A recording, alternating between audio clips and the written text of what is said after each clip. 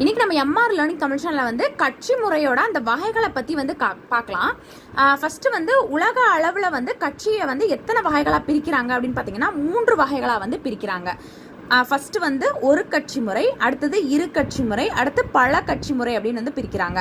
ஒரே ஒரு ஆளும் கட்சி மட்டும்தான் வந்து பங்கு பெறுறதுக்கு பேர் தான் வந்து ஒரு கட்சி முறை அப்படின்னு சொல்லுவாங்க.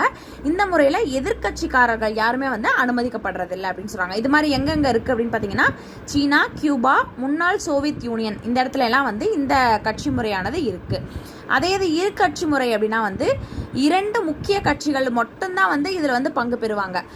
அமெரிக்க ஐக்கிய நாடுகள்லையும் இங்கிலாந்துலையும் வந்து இந்த முறையானது பின்பற்றப்படுது. பல கட்சி முறை, அதாவது 2க்கும் மேற்பட்ட கட்சிகள் வந்து அந்த தேர்தலில் வந்து பங்கேற்பது தான் வந்து பல கட்சி முறை அப்படின்னு சொல்லுவாங்க. இது வந்து இந்தியா, இலங்கை, பிரான்ஸ், இத்தாலி இந்த நாட்டில எல்லாம் வந்து இது பின்பற்றப்படுது. அடுத்த வீடியோவில் பார்க்கலாம். தேங்க்யூ.